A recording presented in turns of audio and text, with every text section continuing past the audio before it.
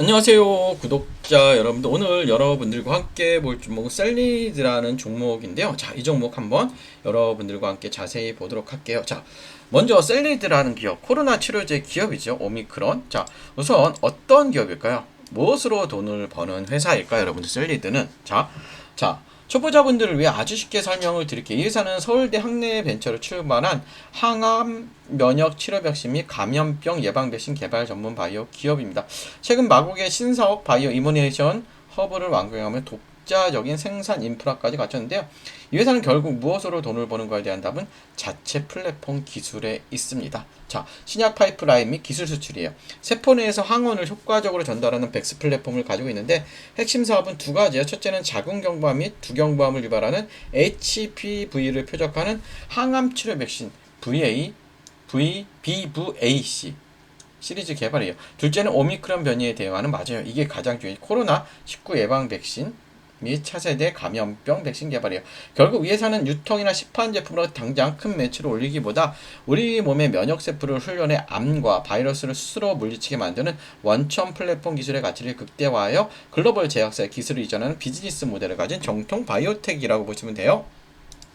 자, 그렇다면 최근 주가는 왜 이렇게 밀렸고 현재 위치는 어디일까요? 현재 셀리드의 주가는 2,300원까지 물려놨죠. 그리고 52주 최저가 부근까지 나오면서 매우 무거운 흐름을 보이고 있어요.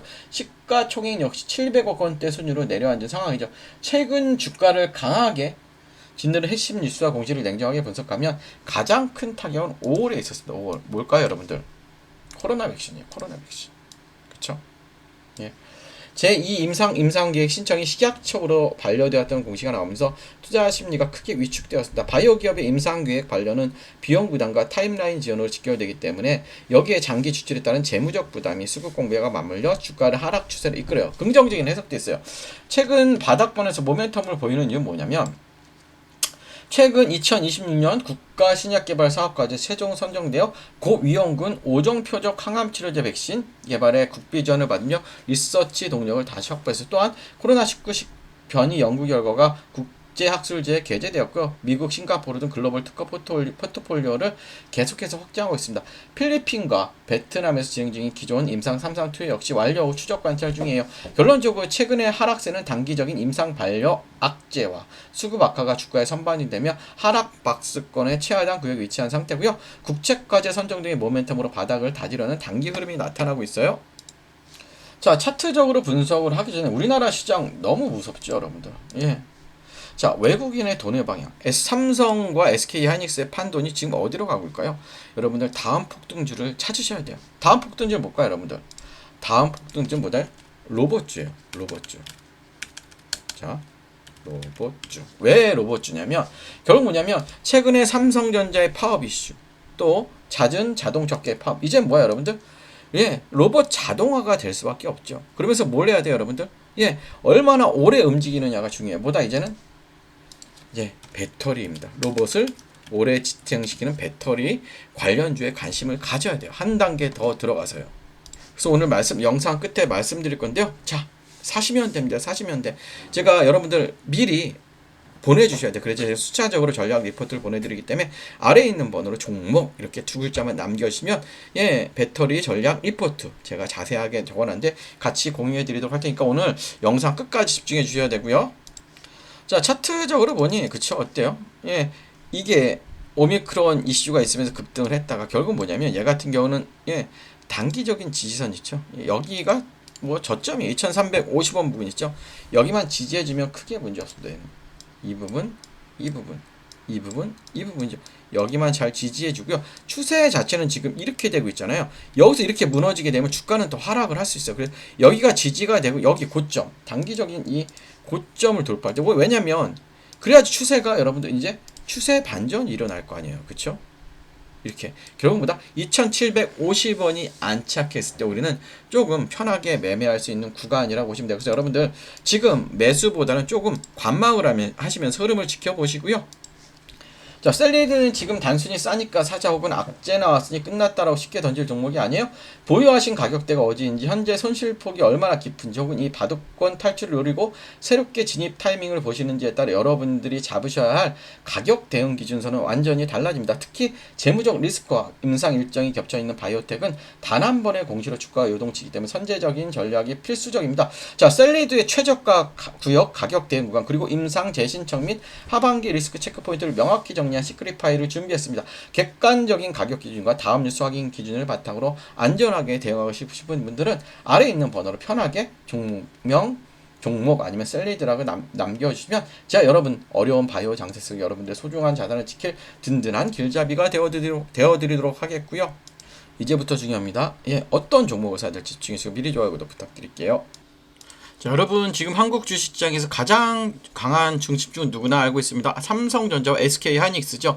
AI 반도체, HBM, 메모리 업황 기대감이 겹치면서 외국인과 기관의 자금이 반도체 제형주를 강하게 움직이고 있죠. 그런데 주식시장에 정말 중요한 것보다 이미 많이 오른 종목을 따라가는 것보다 그 다음 돈이 어디로 움직일지를 먼저 보는 거죠. 삼성전자와 SK하이닉스 다음 수급은 어디로 갈 거예요? 지금 여기서 저는 단순히 2차 전지 전체를 보는 게 아니고요. 단순 로봇주만 보는 것도 아닙니다. 지금 봐야 할 건 AI 반도체, 다음에 이어질 수 있는 피지컬 AI, 그리고 로봇의 에너지 핵심 축이에요. 자, 쉽게 말하면 이렇습니다.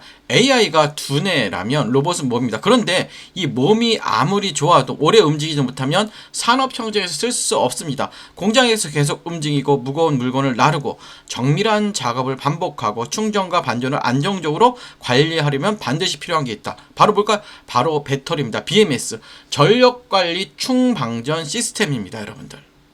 예.